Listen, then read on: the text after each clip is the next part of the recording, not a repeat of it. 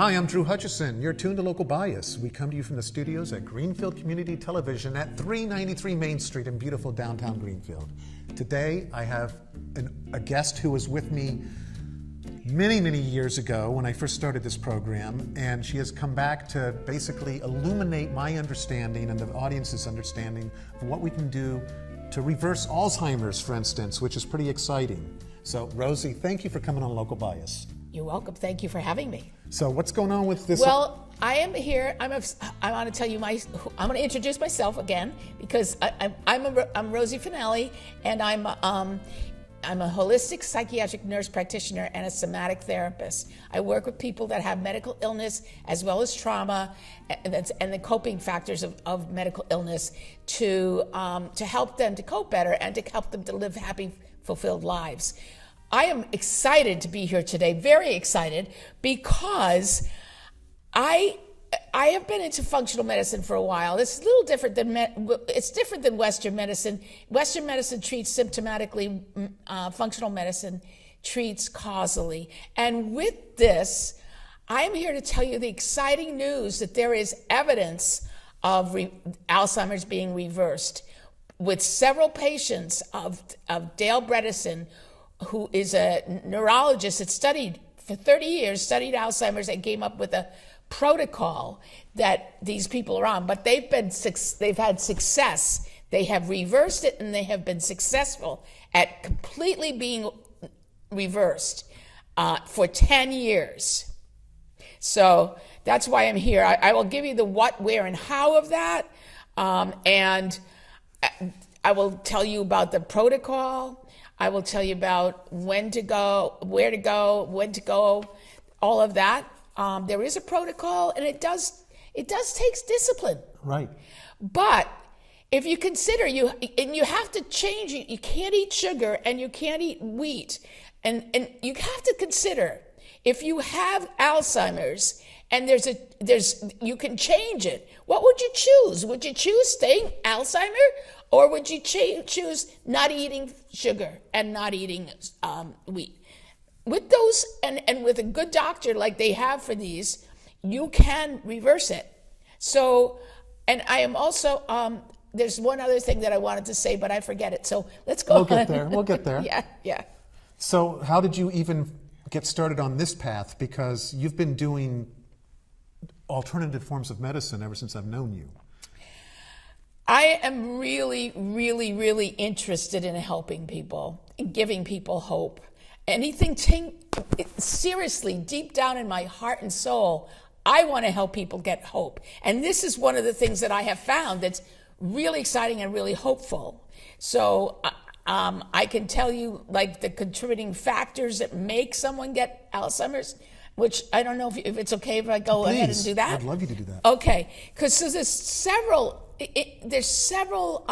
illnesses several factors that can cause Alzheimer's. They include things like diabetes and insulin resistance, inflammation and physical inactivity, periodontal disease, toxins, mercury and heavy metals, trauma, mold, Lyme, and there's several life factors that like, for instance, smoking and drinking alcohol. Those are contributing factors. Right.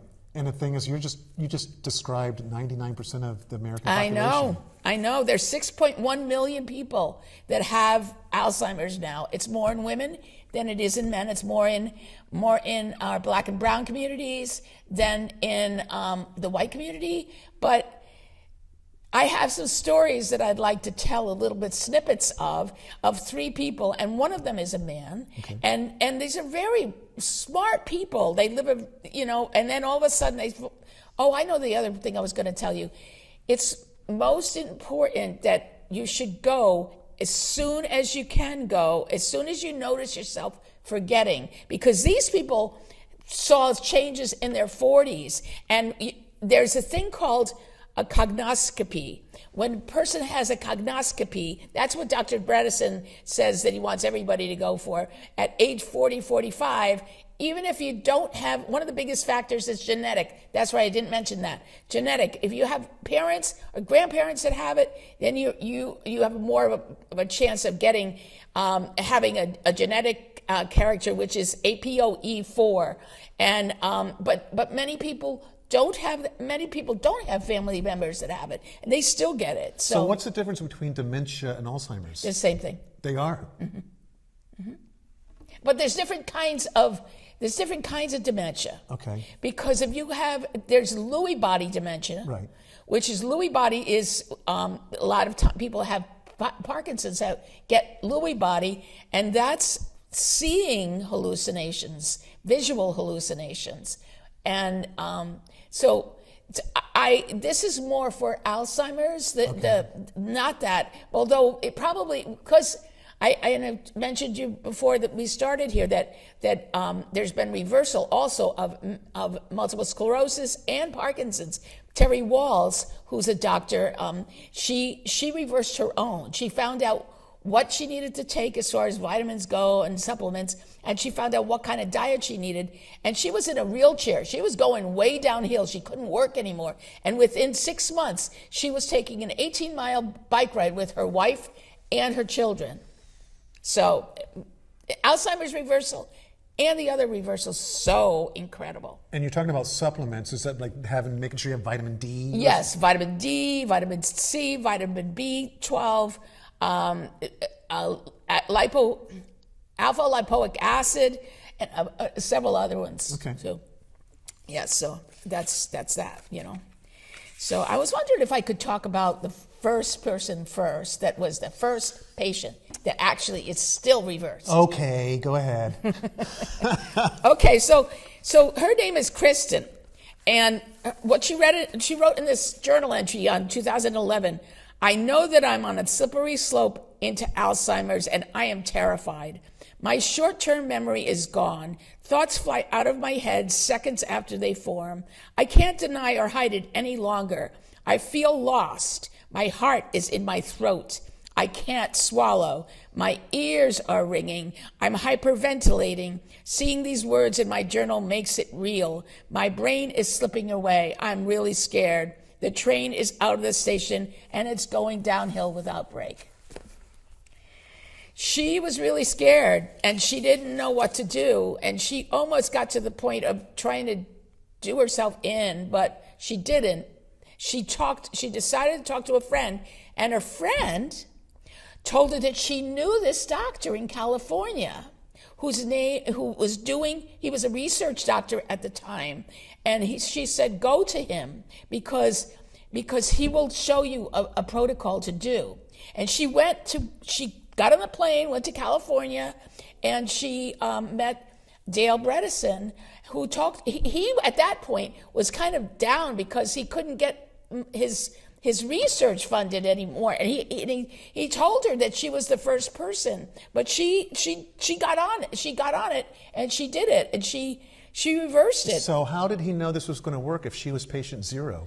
Because he had seen it in his research. Okay. Yeah, he had seen it in his research. I think, of course, it's with animals probably. I don't know exactly what right. I should know that. I'm sorry, Dale, if you're watching this. I'm sorry, I don't know which your whole. It's quite all right. But anyway, Dale is at the Buck Institute in San Francisco, and he's explained to Kristen how and why you don't have a medication for Alzheimer's. Now, if you ask your Western medicine doctor, he'll say there's no hope.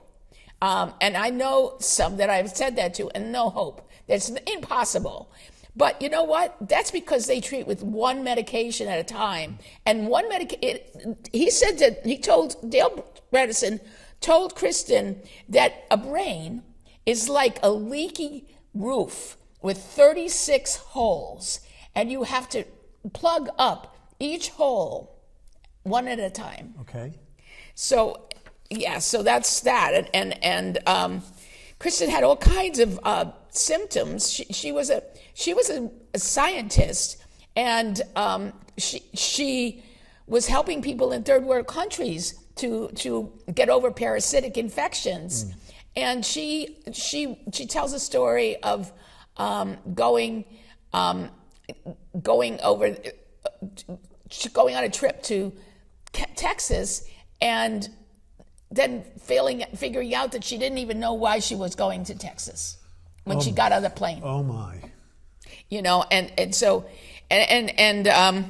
Well, is that like when you walk into the kitchen? It's like, why did I just come in here? Yeah, but yes, and that's the kind of thing you need to you keep going on. When you have a lot of those things, it's been happening more often. That means you should really go and get checked. Just go and have a kind of colonoscopy. There's a woman. It's not like a colonoscopy. No, not at all. No, that's the other side. The other side is one side or the other, right?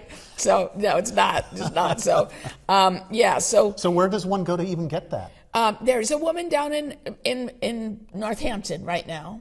That does it. She's is that a doctor the Center at for the Integrative Medicine? Yes, this is a Northampton Integrated Wet Medicine. Yes, okay. Yeah, she's down there, but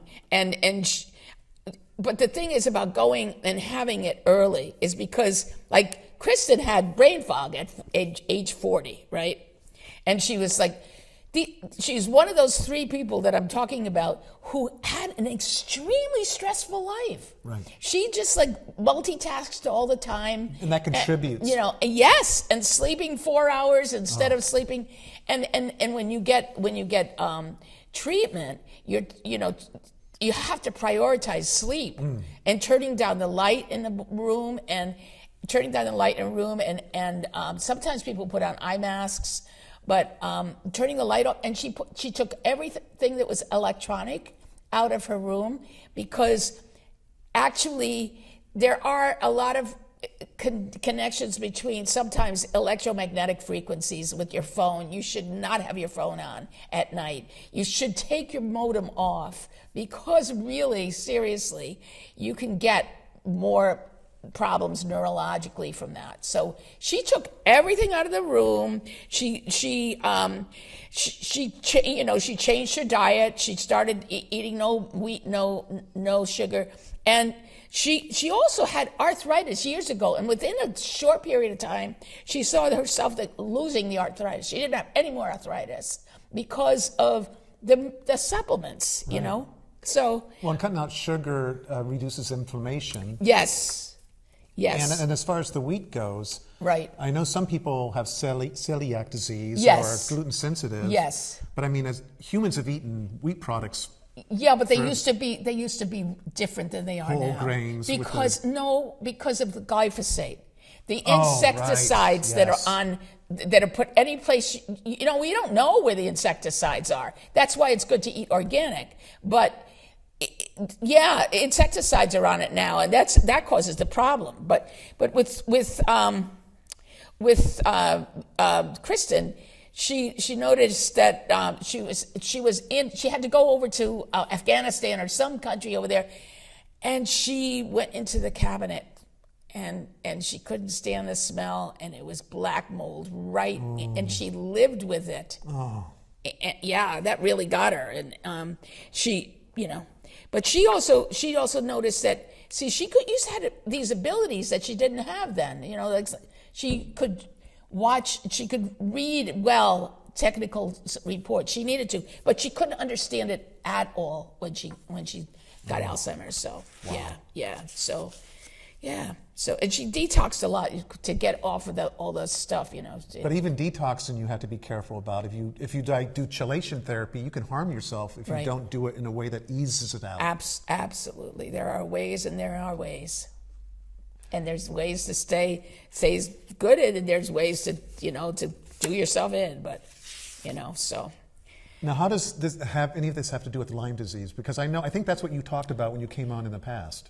I don't think I did. Maybe not. Because I didn't know Lyme disease in 2008. But I tell you, I learned about Lyme disease because I have it. I had it. Right. And now I have 3 co-viruses of Lyme. And in the middle of the teens, I was really sick, really, really sick from mold. And then I got a stroke to my thalamus, and it was in extreme pain.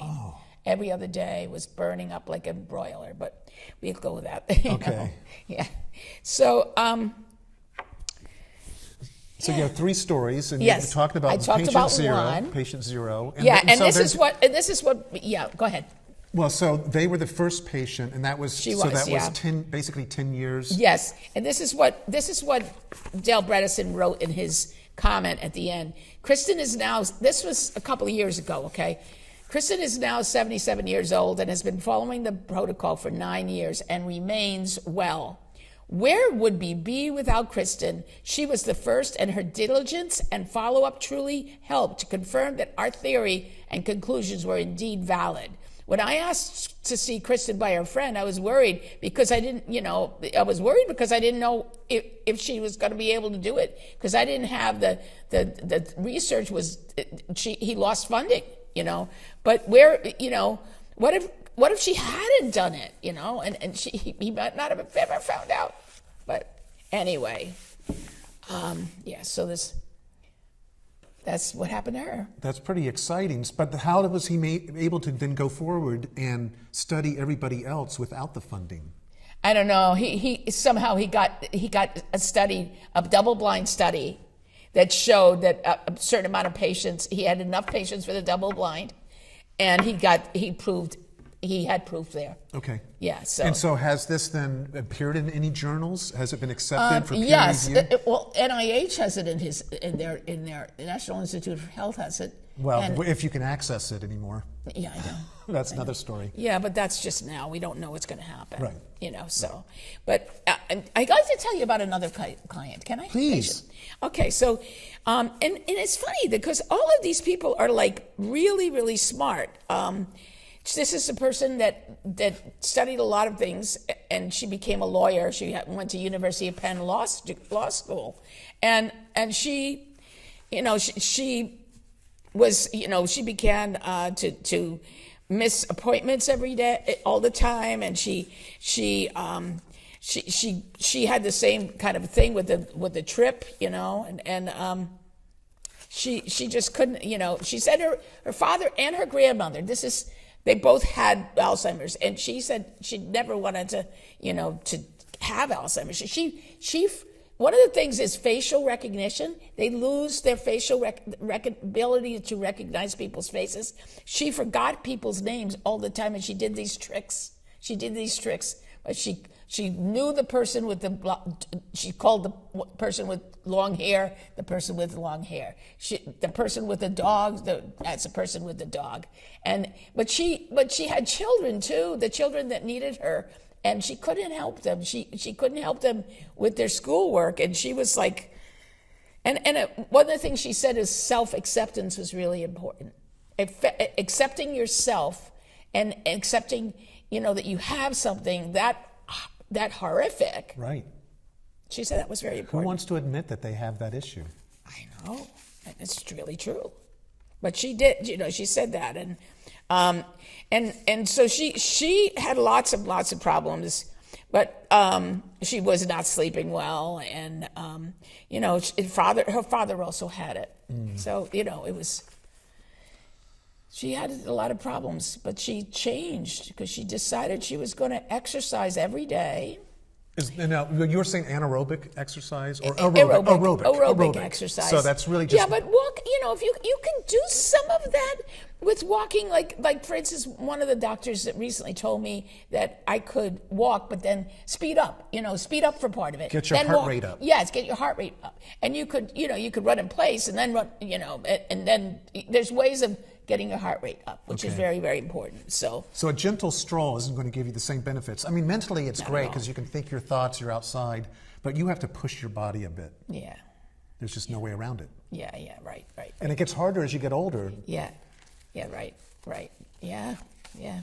So Deborah tried, she said she went away and he came back and she couldn't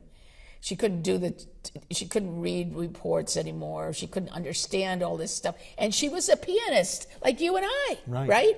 She was a pianist, and she couldn't read music anymore. Oh my God. She couldn't read music. She couldn't even understand that part the of her notes. brain was shut down. It was completely. That is so scary. If I couldn't play music, I wouldn't want to live. I know. I have to play music too, and I have to sing, because if you're not singing, you're not playing music. What is, this is very important. Right. Well, and part of me, music also is dance. Yes, I love dance too. It's intrinsic to it. Yes, dance is really important. Yeah. And one of the problems with people, did I say sleep? Yeah, yes, we did say sleep, right. So what is the right amount of sleep? 7 or 8 hours. Okay, that's what I do. Yeah, 7 or 8 hours. And I've had trouble sleeping, and I'm taking melatonin and magnesium and, a couple other things. And because my neurological system had Lyme in it. Right. And it had mold in it too. So, but I had the wherewithal to say, I'm going to do this. Right. I'm going to do this. And everybody can do it if you can just believe in yourself. And it's okay to take another person's hand. Right. Yes. We're here for each other. We're here for each other. We have to be. So the diet, she had, what does she say here? No processed food. You can't eat processed food. Berries are really good for you. Mm-hmm. No sugar. Nuts and seeds are good though. And fats. So she did that kind of thing. And the supplements, like you said before, included B's and C's and D's and fish oil, that kind of thing. Right. So, yeah. So we've been told a lot of these things over the years are healthy for us, but we, as a society, we have basically turned to what's the easiest way to get food in my stomach, and that means something that's already pre-made, and it has all those preservatives. Right? Yes, it has all. I worked at McDonald's for years. Oh, I just can't believe all that food that. I haven't been there in 40 years at least. Yeah, it's been about, I don't know how long it's been. It's been a long time. Yeah. But the thing is that's the American diet. I know, and that's really bad. It's the worst diet that there is, I mean, really, worst diet, I mean, we don't subsidize vegetables and fruits. We subsidize packaged stuff. And it's terrible for you. And the healthcare industry must know this by now, that the glyphosate isn't good for us, for instance. But there doesn't. But I just don't know why. Our country is not as good as other countries as far as that goes. It doesn't seem to be, because the other countries are putting things out that say that they can't have it. Right. And when they can't have it, they don't. Right. Because even like food dyes, they don't allow food dyes in Europe that we allow in our foods here. It's really bad. Yeah. All to make it look better. Yeah. Right. And it's poisoning us. It's terrible, isn't it? Terrible, awful. And yet we have the opportunity to be well. We have agency in our lives. We can take charge, and we can make a difference. Right. Definitely. So you have a third person as well. I have a third person. Where did I put it? Right here. Now this is the man. Mm-hmm. He was a doctor. Again, in his 40s, he was starting to show things. He got exasperated with his staff when the staff would go over things like 4 or 5 times with him, and he said, "No, this is the first time I've seen it." Oh no. Yep. That was his problem, and he used to multitask, and he found out that in his 50s he just couldn't do any multitasking anymore. Well, no, multitasking has never been efficient as much as people think. No. Actually, this is a guy which outdistance. It says, the chapter reads, outdistances Alzheimer's, because, believe it or not, and this is another thing I'm going to tell you that's way out there, and you could say, what? They have reversed aging too. I can see reversing aging to a point, but the fact is that our telomeres are only so long. That's true. Yeah, but Kristen, what's her name? Kara Fitzgerald. Mm-hmm. Kara Fitzgerald is the name of a naturopath that's very much into it. She and Mark Hyman are both natural. I think Mark Hyman's a functional medicine doctor. She's an MD. And Kristen and Kara Fitzgerald have both reversed aging. And what it actually showed for this client, he did his exercise so well that he actually did reverse his age. He was younger than after he did. Because they can actually test you to see where your actual... Yes. it's not your actual age, but it's as if your body was a certain age. Right. So where would you go to find that information? I'm going to go to the naturopath herself, Cara Fitzgerald's in Connecticut. So you can go on her site, and there's like find practitioners, and you can go on Institute of Functional Medicine and find practitioners there as well. Right. The one problem is that some people don't take insurance, but some people do, and if there's a will, there's a way sometimes, hopefully. Well, I mean, what's the most important thing? While you're here, isn't it your health? What's the point of all the other stuff? There's no point to it. So I think it's worth it. I think so too. Yeah, I think so too. And I think that's what these people understood when they started, So, and this guy was a doctor. He struggled how to spell words, and he had lab tests, and he found nutrient deficiencies in his lab test. But he, again, was committed to it, and he tried Aricept.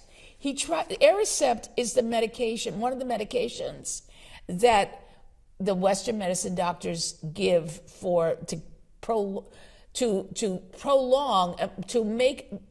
try to push Alzheimer's away.